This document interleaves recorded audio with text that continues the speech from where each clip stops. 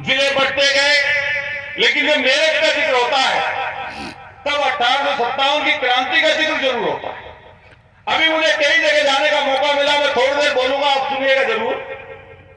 मैं कुंजा बहादुरपुर एक गांव है, ये उत्तराखंड की सीमा में पड़ता है, लेकिन पहले उत्तर प्रदेश था। तो 1857 की क्रांति का जब जिक्र चलता है तो हम किताबों में पढ़ते हैं, टीवी पर देखते हैं, फिल्में देखते हैं, तो मंगल पांडे जी का जिक्र सुनते थे बचपन से। लेकिन जैसे जैसे समय आगे बढ़ा और लोगों ने जानकारी दी कि धन सिंह कोतवाल गुर्जर, जिन्होंने 1857 की क्रांति में सिर्फ अपनी शहादत नहीं दी, उन्होंने पूरे अपने गांव में सिर्फ औरतें और बच्चों को छोड़कर पूरे गांव की शहादत दी। जैसे जैसे बात 20-25 सालों में बढ़ी तो सब लोग उसकी चर्चा करने लगे। आज आप मेरठ में जाकर देखिए, आसपास के इलाके में जाकर देखिए, सिर्फ मेरठ में नहीं, पंजाब, हरियाणा, आपके उत्तर प्रदेश के तमाम जगह, और आप मध्य प्रदेश चले जाइए, आज धन सिंह कोतवाल जी के नाम से स्टेडियम भी है, स्कूल भी है। मेरठ में पीटीएस का नाम भी अभी रखा गया है। 1 साल पहले हमने डिग्री कॉलेज में उनकी मूर्ति रखवाई। लेकिन मैं कुंजा बहादुरपुर का जिक्र क्यों कर रहा? क्योंकि इतिहास को दबाया गया, छुपाया गया, कुचला गया, और एक पूरी प्लानिंग के साथ अब तो आपके सामने 2021 के शहादत है ब्रिगेडियर साहब के रूप में। अब बताइए कौन इतिहास को आपको दबा सकता है? तो जहां से जहां तक बता सकते हो बताइए, दूर तक फैलाइए।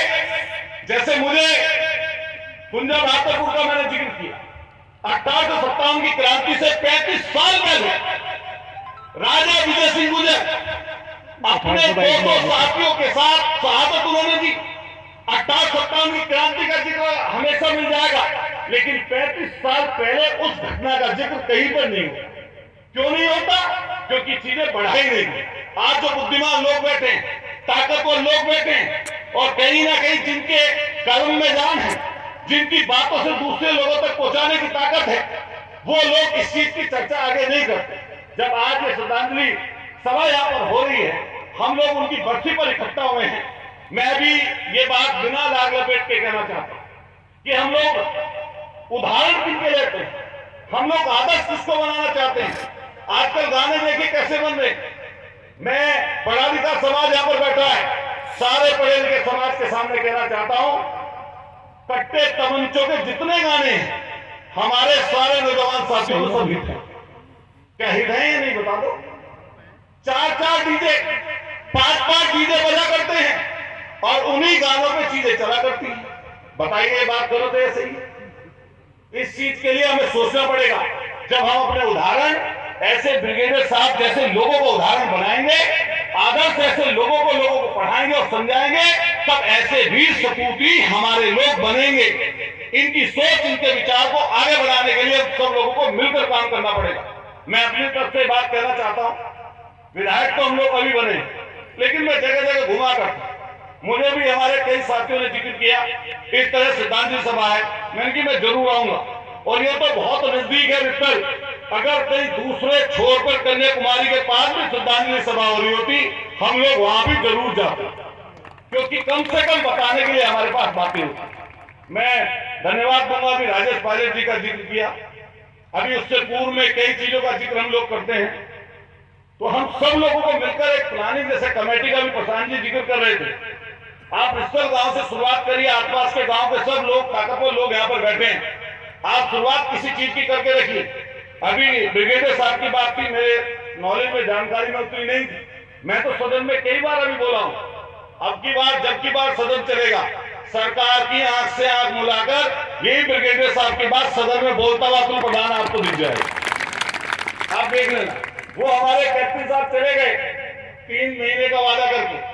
हम तो ये कहना चाहते हैं कि ब्रिगेडियर की पोस्ट छोटी नहीं होती, हालांकि जवान की शहादत भी बराबर की शहादत है, लेकिन अगर कहीं पर कैप्टन की, कहीं पर मेजर की, कहीं लेफ्टिनेंट कर्नल की, कहीं कर्नल की या ब्रिगेडियर की शहादत होती है, ऐसा हो नहीं सकता देश के प्रधानमंत्री को भी उसकी जानकारी ना हो। बताओ ये बात सही है गलत है? सब बुद्धिमान लोग बैठे, क्या प्रधानमंत्री जी को इसकी जानकारी नहीं होगी? प्रधानमंत्री जी को भी इसकी जानकारी होगी, लेकिन जब राजनीतिक चीजें निकलती है, राजनीतिक बातें चलती है, राजनीतिक चर्चाएं आगे बढ़ती है, जिस चीज से पॉलिटिकल लोगों को फायदा मुनाफा लगता है चीज में पॉलिटिकल लोग इन्वेस्ट करते हैं। गलत हो तो बता दो। अगर यही पॉलिटिकल चर्चा, पॉलिटिकल बात, इशू, अगर लोग कोई इशू बनाने वाला होता, उन्हें लगता इससे लाभ होने वाला, फायदा होने वाला है, तो ये 4 घोषणाएं छोड़िए, सबसे बड़ी गद्दी से घोषणा अब तक हो गई होती। जब समाज का जिक्र आता है, जो समाज जागा हुआ होता है, जो समाज संघर्ष करना जानता है, जो अपने हक की लड़ाई करना जानता है, उसकी सब चर्चाएं करते हैं और चर्चाओं के बाद में पद और ओहदे मिलते जाते हैं। मैं ये बात जरूर कहूंगा, जिनको हम प्रतिस्पर्धी मानते हैं, कई बार हम लोग किसी जात को प्रतिस्पर्धी मान लेते हैं कि इनसे हमारा कंपटीशन है, इनसे हमारी बातें हैं, लेकिन जब ब्रिगेडियर साहब की चर्चा चल रही है और श्रद्धांजलि सभा है, आप सोच कर देखिए कितने ब्रिगेडियर हैं हम लोगों में, कितने कर्नल हैं, कितनी बड़ी पोस्टों पर लोग बैठे हुए हैं, आप उंगली पर गिन सकते हैं। उंगली पर गिनने से अलावा ज्यादा चीजें आपको नजर नहीं आएंगी। और जिनसे कंपटीशन मानते हैं, वो कंपटीशन वाले लोग वो लोग हैं जो लगातार संघर्ष करते हैं। मैं एक सरकार की बात नहीं कर रहा, सरकारों से सवाल करना, सवाल पर संघर्ष करना, जूझना किसी भी व्यक्ति को ताकतवर बना देता है। उदाहरण आपके सामने, मैं किसी जात की बात नहीं करूंगा, लेकिन आपने उदाहरण बताना चाहता हूं। अभी दिल्ली में किसानों का आंदोलन हुआ, आप में आप बुलाकर सरकार से सवाल जवाब हुए, धूप में, बरसात में, हर चीज में किसानों का आंदोलन चला। सवाल जवाब कर रहे थे, कुछ कह रहे थे, बोल रहे थे, वही राष्ट्रपति बन गए, उपराष्ट्रपति बन गए। क्या बने या नहीं बने बता दो? वही उपराष्ट्रपति बन गए। जो लड़ेगा, संघर्ष करेगा, वो पद भी पाएगा, ओहदे भी पाएगा, सम्मान भी पाएगा और आने वाली नस्लों को भी बेहतर करेगा। इसलिए किसी जात को बुराई देने का मतलब नहीं है। हम सब लोग मिलकर अपने आप को इकट्ठा करके, एकजुट करके ऐसी चीज बनाइए जिससे हमारे ब्रिगेडियर अभिनंदन जी की चर्चा हम लोग कर रहे हैं, इनकी शहादत पर 1 साल बीत गया और अब तक कोई चीज ना हुई।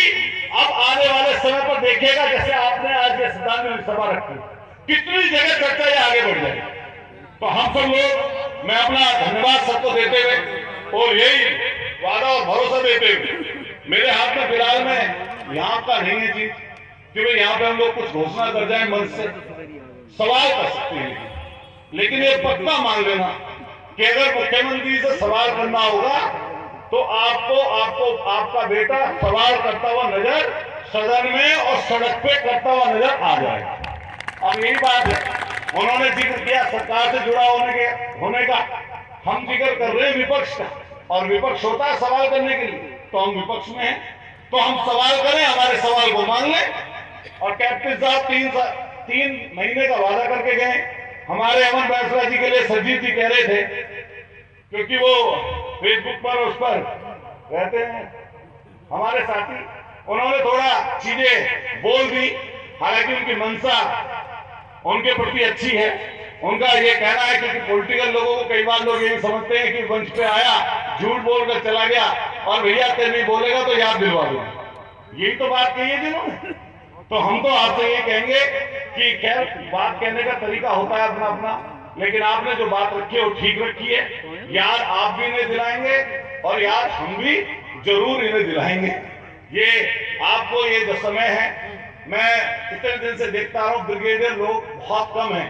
कई लोग कहेंगे तो प्रधान जात की बात कर रहा है। देखो समाज में जिसमें पले हैं, बड़े हैं, पैदा हुए हैं, परवरिश हुई है, रिश्तेदारी है, नातेदारी है, आदमी उससे लगाव करता है, हमारा भी लगाव है। और हम किसी और को भी मना नहीं करते जी वो ना लगाव करें, वो भी अपने से कर ले।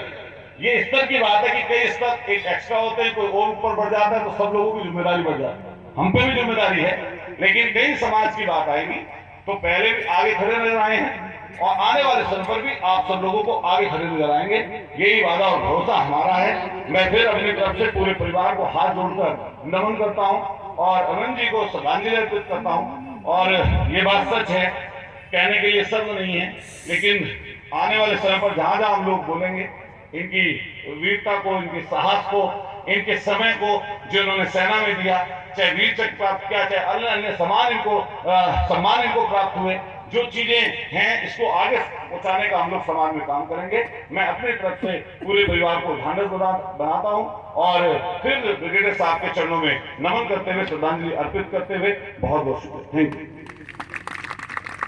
लंबा बोलेगा।